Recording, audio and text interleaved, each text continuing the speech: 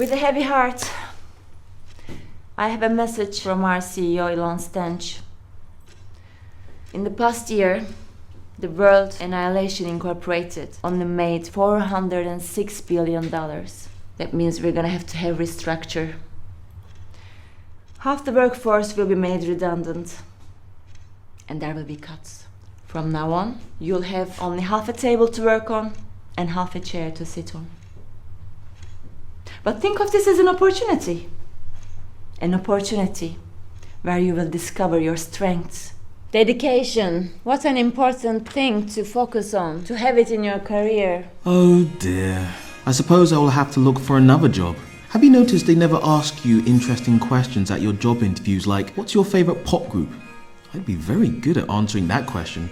I'd say that One Direction is my favourite pop group. No, actually, it's Girls Aloud. Or, that other group. Synergy, your talents, how efficient you are. Is she still talking? Things weren't always like this. I remember the good old times. Isadora was my first love's name. It wasn't my best kiss, but in a way, that was a good thing. I didn't want the rest of my romantic life to be an anticlimax. Too bad my first true love was a zombie. Get off me! You can't eat me! I'm not food! While I dealt with her, I thought back to those happy times I had with Teddy, my teddy bear.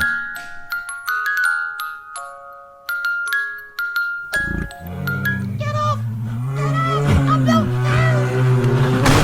Too bad Teddy was actually a real bear pretending to be a teddy bear. Look at that sleazebag Brian Fahrenheit. You can bet he'll survive the restructure. His human skin leather jacket's made of bomb. It should have been me delivering that speech. Me. I would have loved to have told them that they will be losing their jobs. But would those ungrateful bastards make me CEO? Hell no. I remember those happier times in my childhood, raised by a family of snakes. They taught me so many useful lessons. And then I ate them. Are you serious? This is my first day. I had to complete 10 interviews and 10 challenges before I got this job. Well done, Joel. You've almost won the marathon, and you've almost got the position. Just one more challenge. Here's your gear.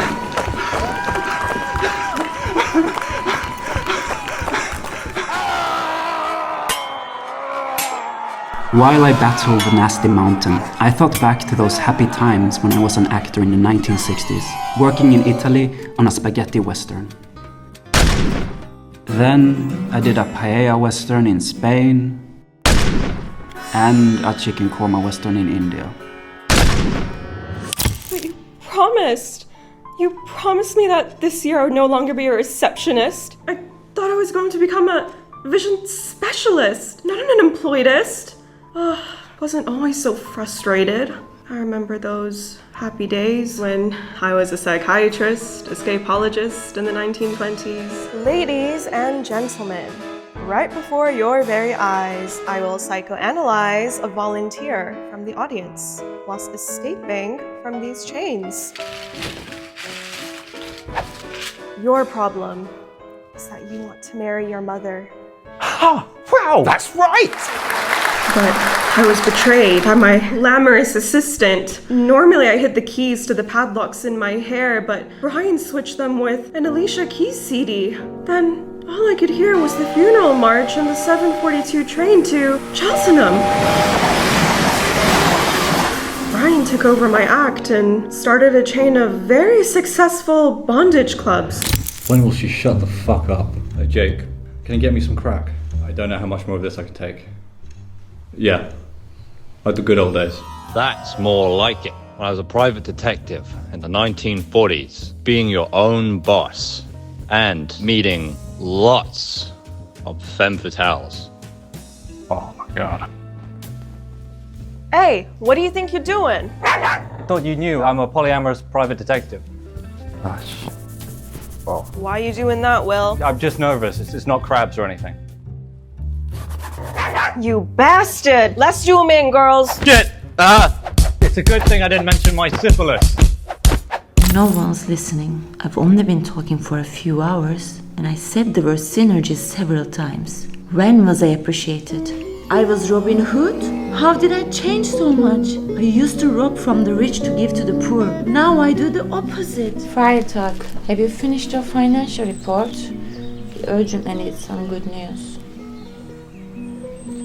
You better sit down. Our mission statement is to rob from the rich and give to the poor. But for us to survive as an organization, we now need to rob from the poor and give to ourselves. That sounds horrible. What will be the point of our organization then? Well, it turns out the rich are pretty hard to rob. They have lots of security.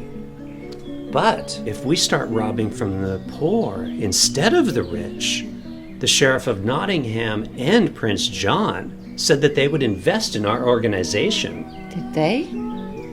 Well, I suppose if we rob from the poor instead of the rich, we would still be providing a very useful service. Sure, very useful. While Friar Tuck advised me, I thought back to those happy times when I was a Roman estate agent in ancient Egypt, trying to sell pyramids. The only problem was they hadn't been built yet.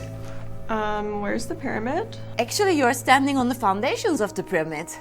Look, they're very good foundations. If you look at this papyrus, you can see what the pyramid will look like when it's built. My husband is like super old. How do you know the pyramid will be built by the time he kicks the bucket? Yes, what assurances do we have?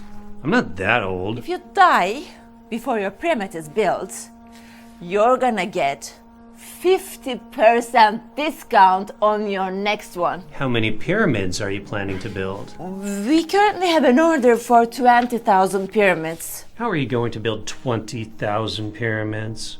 How many slaves have you got? 5. I hope your pyramids are ethically built. Of course, our slaves' welfare is of paramount importance to us. The RSPCA monitor us constantly. So let me get this straight. After we give you all of our money, hardly any of the pyramids are going to get built, are they? Yes, they are. They're not, though, are they? Actually, probably not. Wait a minute. What if I create a pyramid scheme where only the people at the top of the pyramid do well and everybody else gets screwed? That sounds fantastic. Can I invest in your scheme? Oh, all right. Is this life full of corporate bullshit? There must have been a better time. My abacus has crashed again. Twiglet?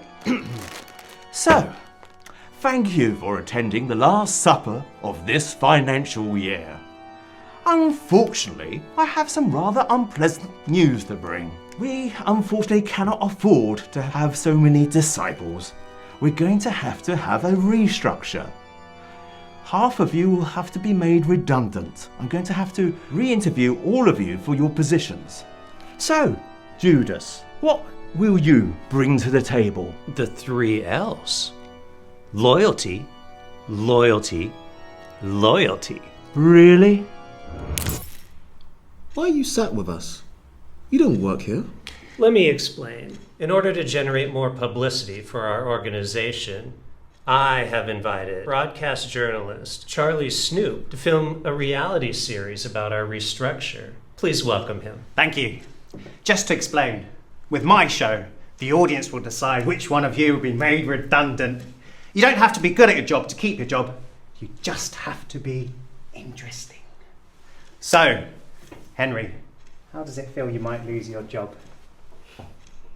With respect, you throbbing bellend, how do you think I feel? So, who will be the first to lose their job? Will it be lazy, junkie sex addict Will Power? Or will it be the useless dreamer Henry MacLeod? Or will it be the frustrated, embittered receptionist Yasmin Crestfallen? Find out next week on my show where I will reveal all. Thank you.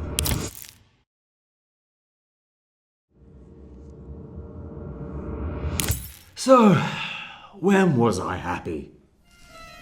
When I was a caveman? Or when I was an amoeba?